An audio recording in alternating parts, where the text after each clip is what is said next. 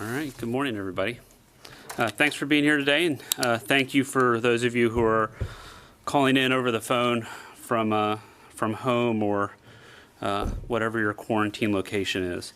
I want to start by giving just a brief update on some of our latest efforts in the fight against COVID-19. As you know, we still have personnel currently deployed in hospitals in New York City, Detroit, New Orleans, Los Angeles, and other cities. After more than 3 weeks, the USNS Comfort will be leaving New York City, although I do not have an updated date of departure for you today. This is a sure sign of modest progress in mitigating the virus in the nation's hardest hit city and is a welcome sign. While in New York City and other locations, local officials indicate that the rate of infections and hospitalizations is declining, we are aware that there are other cities where that is not the case. Therefore, NORTHCOM is still taking action to ensure that DOD personnel and resources are deployed in the proper locations to do the most good. As of today, we have more than 60,000 personnel deployed nationwide, including 4,400 medical professionals on the front lines. Although we're still on the front lines of the current coronavirus fight, we're also looking into the future. Your military continues to train, sail, fight, and fly around the globe. But like many Americans, we're eager to fully resume normal operations and are putting plans in place for that transition. To reach that normal operational status, we will be evaluating many different areas. One is training, which you've heard a good bit about in the last week or so. How are we protecting our trainees and how are we keeping the pipeline full? So we're continuing to look at that, continuing to adopt and adapt so that we can pursue full training classes in the future. Secondly, we're looking at the stop movement order and when that will be lifted. Right now it has been extended until June 30th, but once it is lifted, and the Secretary is reevaluating that every 15 days, how are we going to deal with the backlog of individuals that need to move throughout the world? It's a complex issue. Transcoms has the lead on it, but it's something we're looking at. With our strategic forces, looking at how we're going to continue to protect those forces. I think we've seen some great leadership from STRATCOM on this topic of keeping those forces protected and able to operate. But we're going to take lessons learned from this and how we operate those forces going forward. You've heard a lot about testing. We're continuing to develop our testing capabilities and pursue lab trials and clinical vaccines. We're going to be doing that for months and months going forward as we ensure that we have the capability and we have the capacity and the stockpiles needed for testing our forces. Next, Ellen Lord is taking a hard look at our industrial base. So we're taking a look at how those industrial-based companies, how their suppliers are operating, how to ensure that in any type of pandemic or any type of crisis, global crisis, our vendors, our contractors, our suppliers are still able to provide equipment. And then secondly, we're looking at how do we help our vendors for some of these crucial pandemic products, the PPE, how they're able to develop their capacity and grow that capacity and how we can help them with that. As I mentioned, our stockpiles, we're looking at what our stockpiles need to be. So we came into this crisis with a healthy defense pandemic stockpile in place.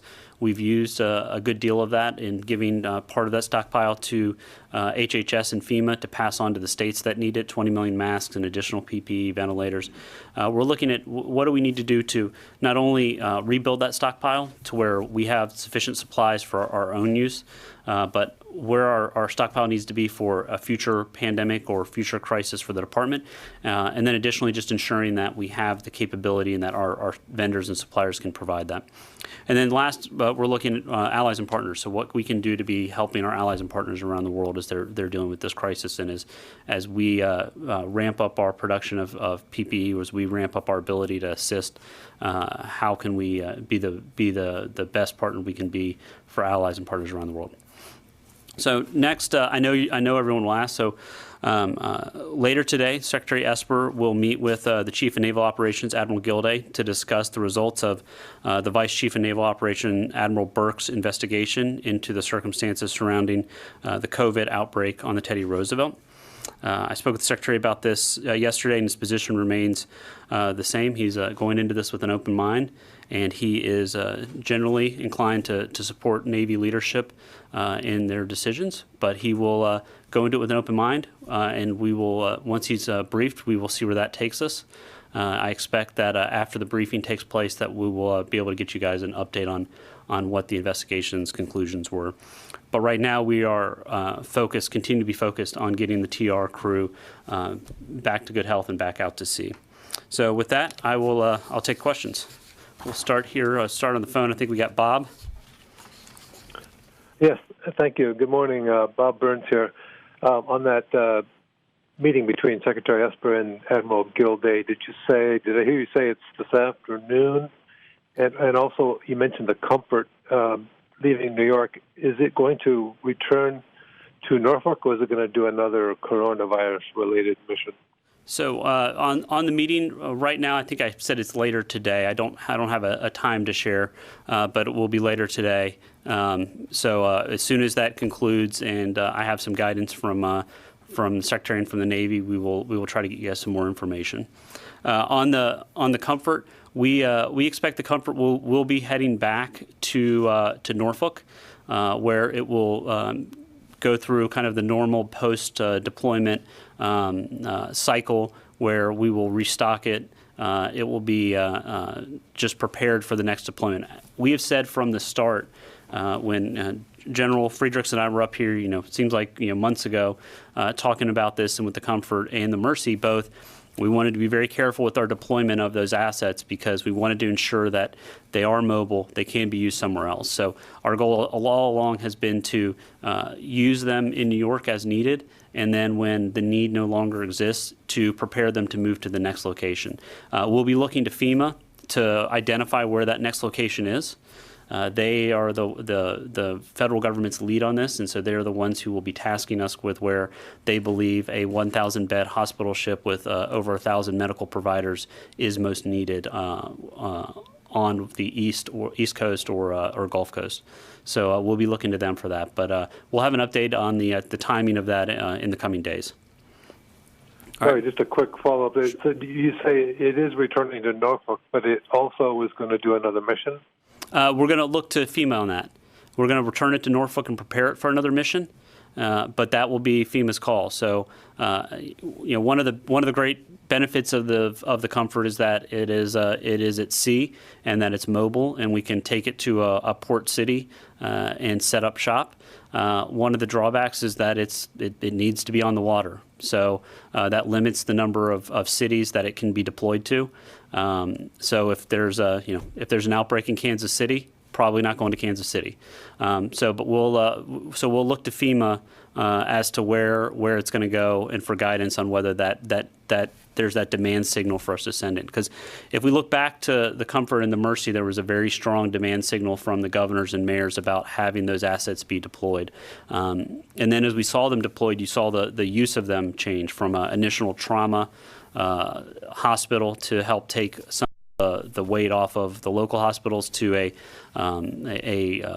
low acuity COVID hospital to basically the frontline hospital for COVID patients, or one of the frontline hospitals for COVID patients.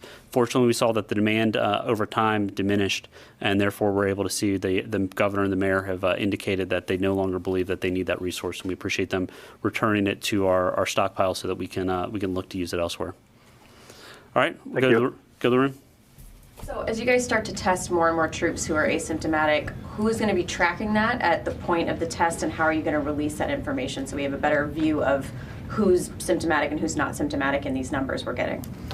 So that's going to be a DHA is going to have the lead on our testing efforts. And so we've been building out the program. They'll be working with the services, obviously, as the owners for some of the military personnel, and tracking that information. And so part of this is learning about who has the virus so that we can obviously protect the force, and part of it is taking efforts to conduct science and learn more about the virus itself. So Secretary said up here before, what we've learned from the TR is very informative, the high number of asymptomatic cases, and so we'll continue to see that as we go forward. But the goal right now on our testing is we want to get those tier 1, obviously tier 0, people who show symptoms, people who may have been exposed, we're going to test them as quickly as we can. But we want to get to a place where we can test our Tier 1, Tier 2, and Tier 3 assets. So those are the strategic ones. Those are our engaged forces overseas, and then our forward deployed forces. And then working to a place where we have enough testing capability to test the rest of the force as needed. And do you plan to release that spread of asymptomatic versus symptomatic so we kind of know what we're really looking at with the numbers? I don't think there's I haven't seen any conversation about that. But on the flip side, I haven't seen any conversation about not releasing that. I believe that would be information that we've been cooperating very closely with state, local, and federal health officials on information that we glean from our testing efforts as the whole of government effort and a show of transparency and an effort to get to a solution for this. The same type of transparency we're asking for other countries and other governments. We're taking the lead on that, and so I expect we'll continue to do so. Okay, all right. We'll go back to the phones. Lara Siegelman. Hey, Jonathan. Thanks for doing this. I'm just wondering if there's anything you can tell that the USS Kidd has a significant outbreak on board. How many sailors have it? When was this outbreak first known? And at what point does it have to return to shore to offload its sailors? So I think the Navy will have some more information on this later today. I think they're going through some notification procedures right now with the Hill and some others. But I can confirm that there has been a sailor on the USS Kidd who had symptoms, was medevaced off of the ship to a hospital in San Antonio, medical treatment facility in San Antonio, where he was tested and was unfortunately found to be positive with COVID.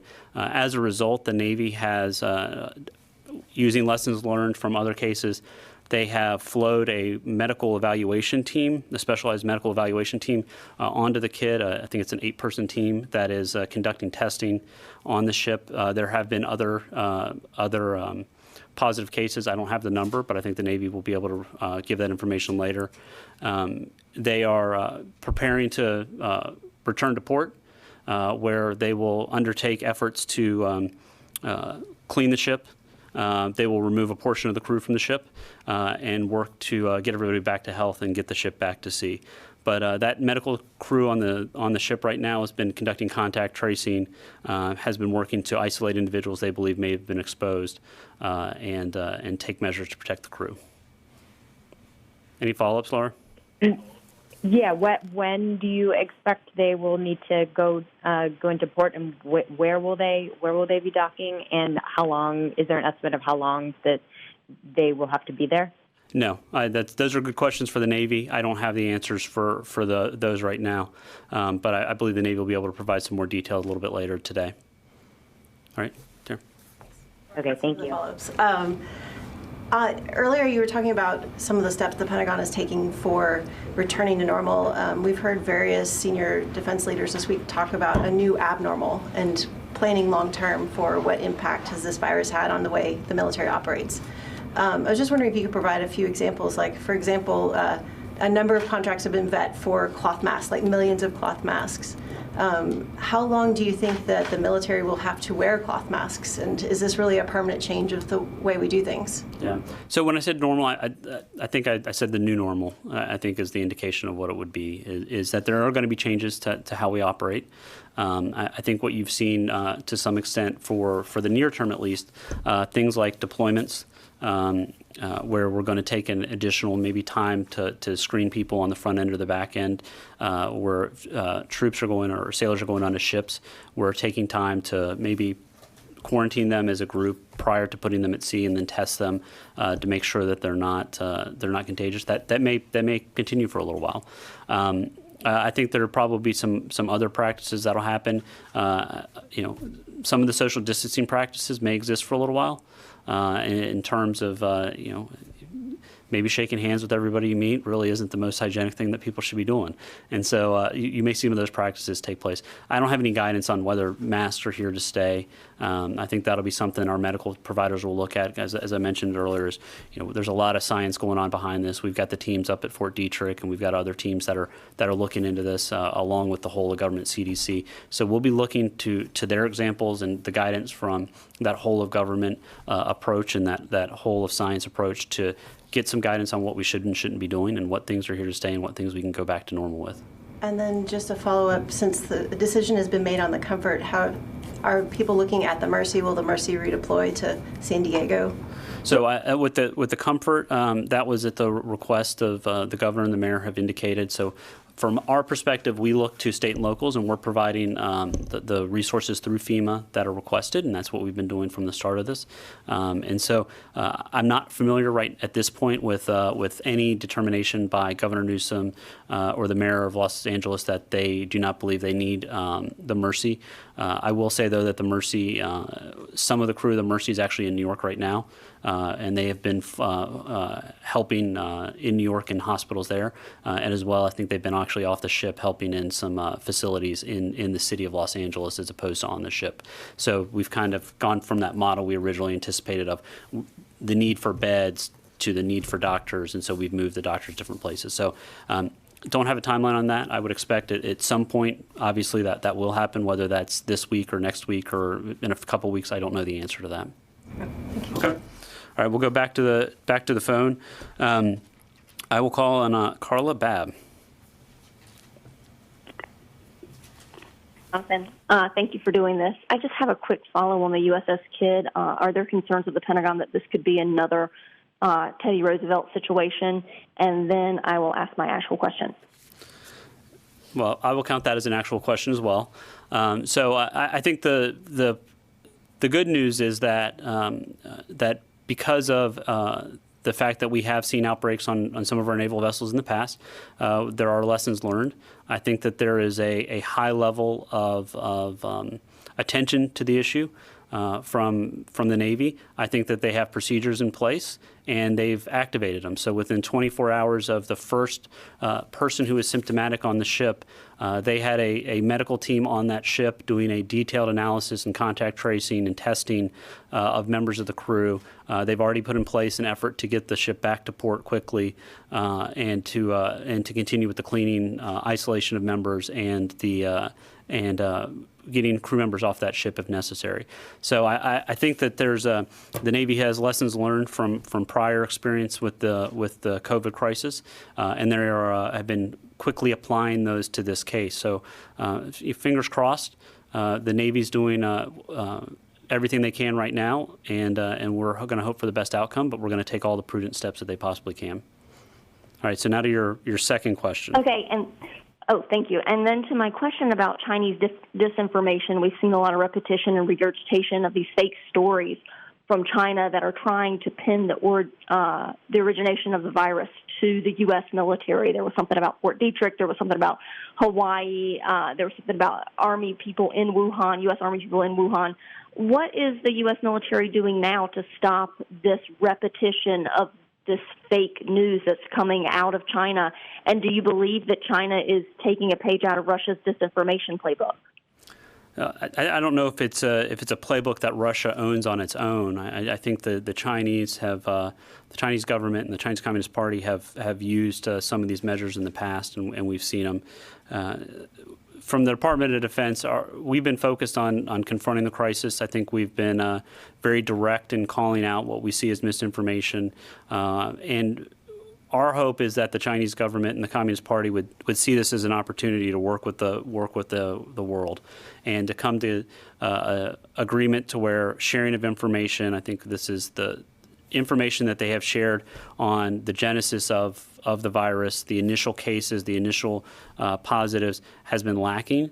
I think that's been something that not only the United States but other governments have been clear on, and that information is vital to countering the COVID outbreak, and information that would have been helpful in a more timely manner. So we're optimistic that they will see that this is this has been an opportunity for them to be more transparent, that they probably need to re-examine the process on that. They have had a much more aggressive effort in pushing propaganda and misinformation, whether it's anonymous misinformation, as we've seen from some reporting, or just their open use of Twitter and Facebook by their foreign ministry and military personnel to attack other governments, not just the U.S. but countries around the world. It's unfortunate, but I think the benefit of this is that a number of other countries around the world and another of our allies and countries that we would like to be better partners with are opening their eyes up to this, and that they're seeing that possibly that China's promises and efforts and are not what they're all cracked up to be, and that there's a lot of misinformation out there, and that people need to look more closely at what China's doing. Okay, back to the room. Mike. Do you have the numbers on how many patients were actually treated on the hospital ships? And does DOD, because the numbers are considered relatively small or definitely not up to capacity, Yeah. does DOD assess the use as a good use of resources of these? It's not inexpensive to use these ships. I don't have. Let's see if I don't believe I have the Comfort and Mercy numbers on me right now, but I can definitely get those from Northcom. You're correct. The numbers were, for a 1,000-bed hospital ship, which we reconfigured for 500 for COVID. The numbers, we were not at capacity. At no point were we at capacity on the Mercy or the Comfort. I think that they did treat a fair number of patients over the 3 weeks that they've been up in New York, and that is of value. I think we have said all along that people have learned where this crisis was going to go. We've seen the numbers and prediction models change as social distancing took place, and if you look at a city like New York, the expectations were a far worse situation than what we've seen. Having our forces and having our people forward deployed with that capability and not needing it was far better than not having them there and needing it. So I don't think there's been any second guessing the deployment of the Comfort or the Mercy. All right, we'll go to the phone again. We will go talk to Courtney Cubey.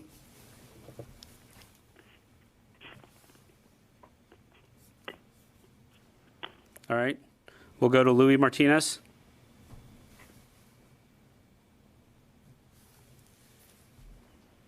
Jonathan, thanks for doing this briefing. I have a question about the USS Kidd.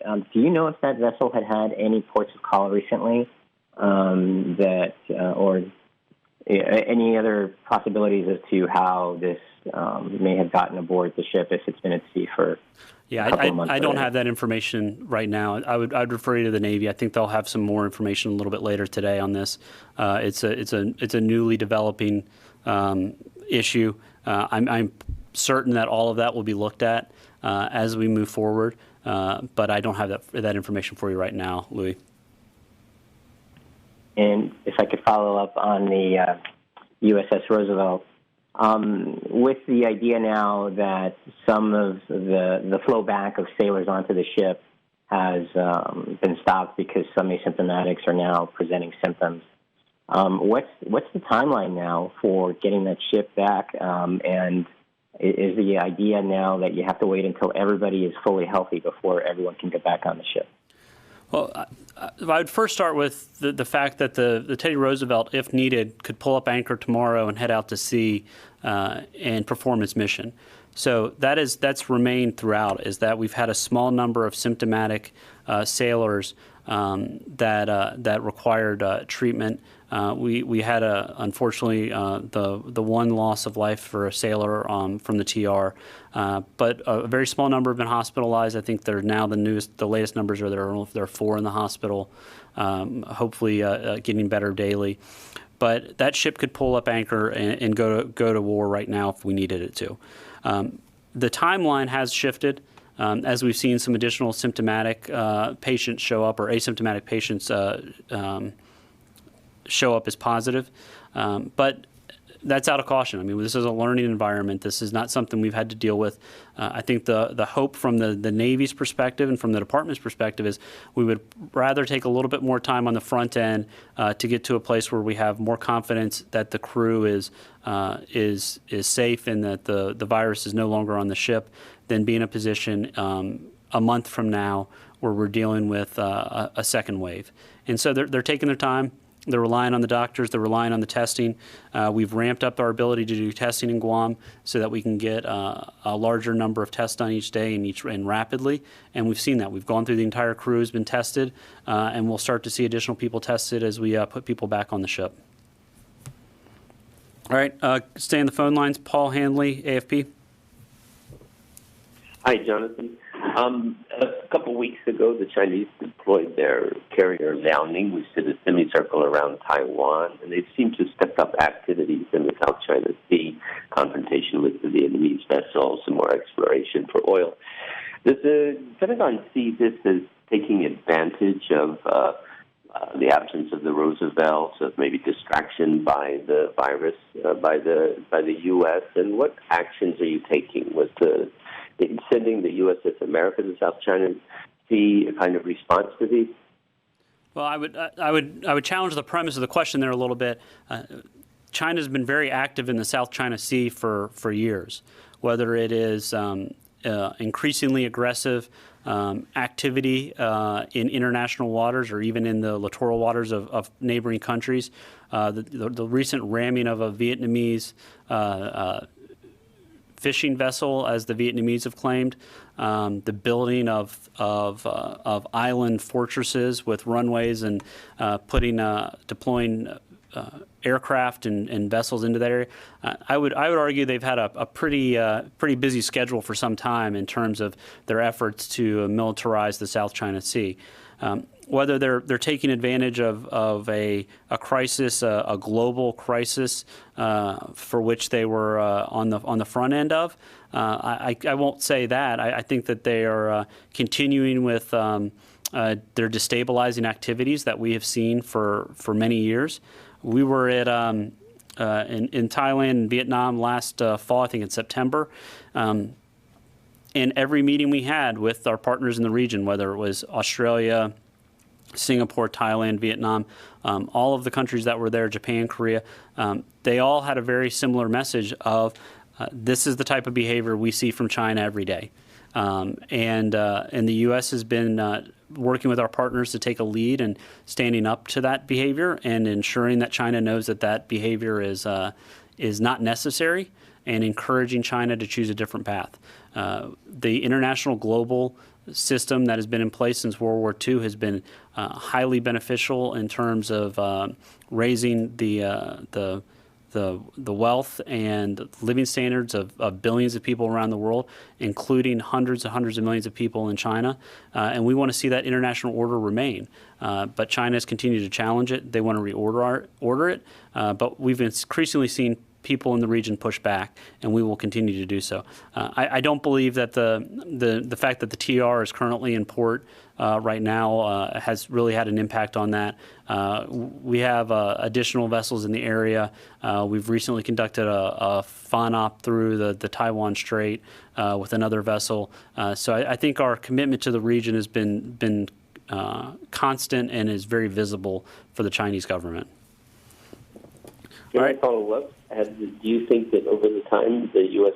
operation and representation over the South China Sea have actually had an impact on China's activities to expand its operations there?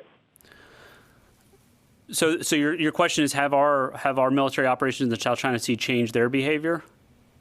Yes, pretty much so. I think the operating assumption would have to be that they would likely be more aggressive in their efforts to expand their geographic and naval presence in the region if we weren't there. I also think that the other important aspect is it's for our partners and allies in the region to see that we are committed. So whether it's an effort to deploy vessels in a direct show to the Chinese as much as it is to let our partners and allies know that we're there, to encourage them to do similar things. And we've seen European countries and Asian countries step up on foreign navigation operations that the U.S. has the lead on. We encourage that, and we believe that that's incredibly helpful for maintaining that global order that's been in existence since the end of World War II. All right, we'll do a couple more, and then I've got to go. So we'll go to Ellen Milheiser. Hello.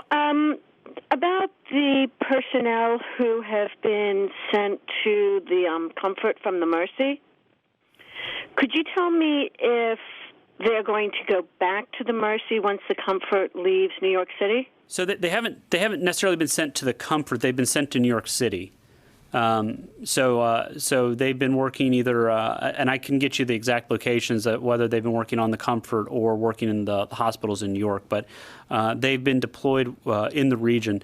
So that's one of the things we're looking at right now as to whether those forces would stay up there or whether the demand signal is is lessened enough that they can return to L.A. But we haven't, I don't believe we've made a decision on that. All right, we'll go last question to Travis Tritton. Hey, Jonathan, thanks.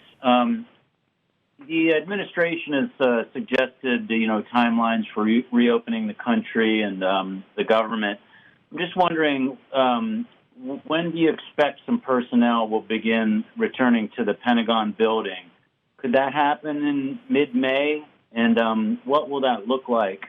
And the second part of the question, the flip side of that is the teleworking. We've heard that a lot of these current telework arrangements could remain post-pandemic. Is there any more clarity now on the scope of that or the number of the personnel? Should most employees expect to be working at least part-time from home from now on? Thank you. So that's part of the planning that's taking place right now. So I know WHS, Tom Muir has been taking a look at that, as well as Dana Deasy with our CIO's office. I think he briefed either late last week or earlier this week on the numbers. I think we've seen a massive increase in the number of people teleworking. I think DLA had 90% of their people were teleworking. We have almost 1 million people who are teleworking around the country. Do I expect that there will be changes? As I talked about at the beginning, I think that we're looking at a new normal, and what does that look like? And have we, people have been advocating for telework for many years.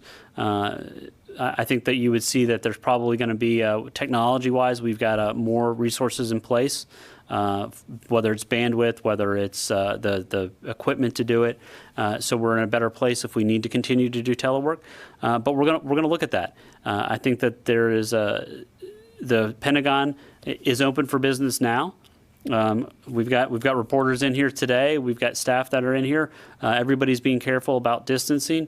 I think we'll open it probably in a very incremental manner, similar to the way that we started to limit activities in the building to ensure that we can maintain some of these best practices that we've seen develop over the last few months. So we'll work on getting you guys a briefing from Tom Muir and the team at WHS on what we're going to be doing when we get to that place. I don't think we're there yet where we've made a decision on the timeline, but as we get closer, we'll get you guys a briefing. And then I said last question, but I'm gonna take that back and go back to the phones for Tony Capaccio. I missed you on here, Tony.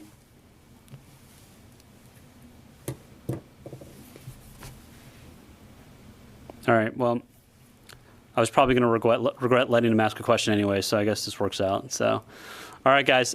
Thank you for coming in. Have a good weekend and stay safe.